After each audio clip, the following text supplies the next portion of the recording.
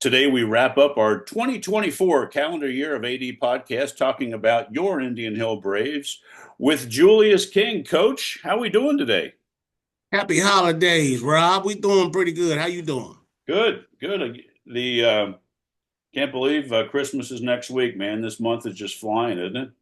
It's just rolling right along, man. Rolling right along. Well, we'll hit some sports here, focus on basketball a little bit, and we'll get back together January 6th and go through the middle of February to get everybody up to speed every week on Indian Hill Braves winter sports. So first, let's talk boys basketball. Looks like traveling road game to Reading on Saturday to wrap up looks like the Ohio portion of their December schedule, and ooh big win against Madeira last Saturday since our last show. That's a nice 79-50 victory. Coach has had to be pleased with that victory. Yeah, he was pleased. I talked to him, a lot before the game and after the game, and going into the season, he knew it's a very young team, going to take some lumps. But once the guys get in and get acclimated and people accept their roles, he'll get those guys playing some good ball. They haven't really played bad. There's been stretches where they've played really good basketball, but just being that young and inexperienced catches up with you early in the season. Yeah, So, especially yeah, second half.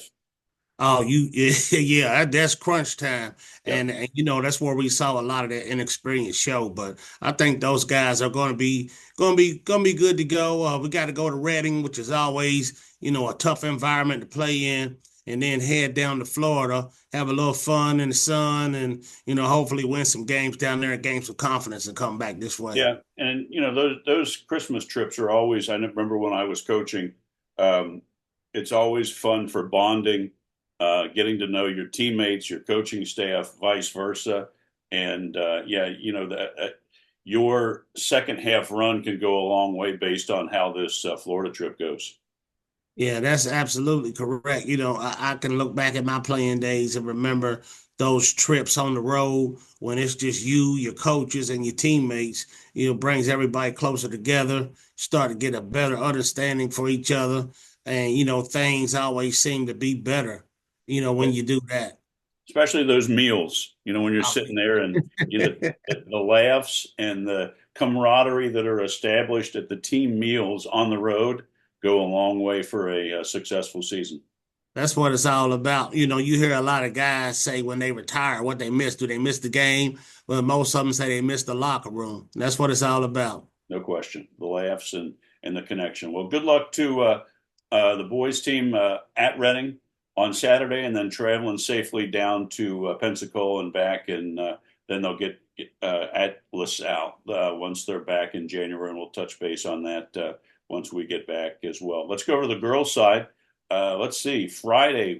Heading to the Amazons to take on the Madeira on Friday, and then traveling to Reading the next day. So a double back-to-back CHL matchups on the road for the girls. So a tough test. Yeah, they just like the boys, they're pretty young. They have a lot of younger freshmen, some sophomores that don't have that much experience, getting a lot of playing time, getting used to the speed of the game, the physicality of the game. The ladies are doing a great job. Coach Smith has them ready to play each and every night.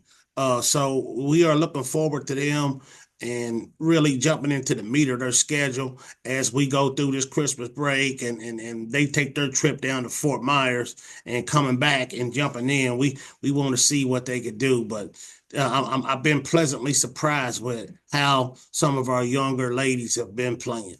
Yeah, it's great. Good luck to them this weekend in CHL play, and then a safe trip down and back to Fort Myers for 3 games before they jump right into CHL play. Just an update on swimming. Looks like tonight, traveling to Norwood for a Seven Hills Summit tri meet. Then they'll do a diving meet at Sycamore High School on Saturday, and then a couple events, 2 events, a dive meet at West Claremont on the 28th, and then the Indian Hill Invitational over break over at Keating on Sunday the 29th. So best of luck to the Indian Hills swimmers over break, and then we'll jump back. They'll start tapering the first of the year, get ready for tournament time. So good luck to swimming.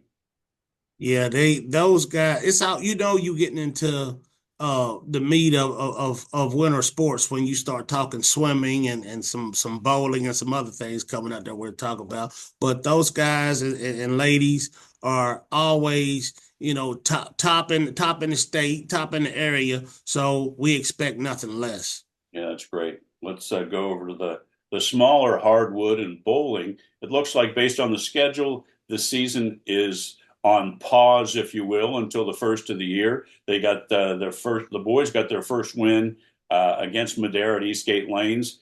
How fun is high school bowling? Isn't it great that the OHSA Julius has added it? It's fun if you've never been to a bowling match.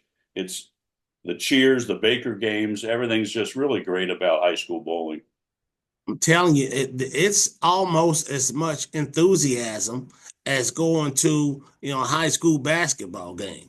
I mean, the entire teams are cheering and chanting, rooting their teammates on. It's an outstanding atmosphere. I love it. I'm so proud of our program. Our program is only 3 years old, Right. and our girls specifically are having an outstanding year this year. So to see that growth and to see kids that you don't normally see playing other sports that are, we have bowling and they've took that in and made that their sport. That's absolutely beautiful thing to watch.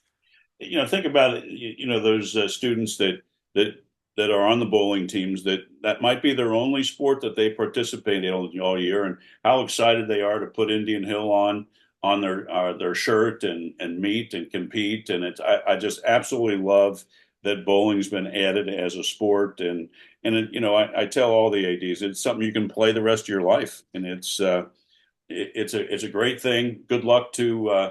I'm sure they'll get plenty of practice in before they start up in January. But good luck to boys and girls bowling over the break and getting after it in January. So Yeah, let's yeah. wrap things up with wrestling. We've got the Coaches Association Classic. It used to be at Harrison, I thought. Looks like it's now been moved to Middletown. That'll happen this weekend, and then they're off until January. So good luck to wrestling up at Middletown. That's a huge event every year. The old Glenn Sample Coaches Classic. So good luck to wrestling as they travel up to Middletown. Yeah, we're excited about some of our guys and some of our young guys we got coming up through. Of course, Vitali making it to the States last year. We'd love to see him get back. He's on a great course right now to get back. Coach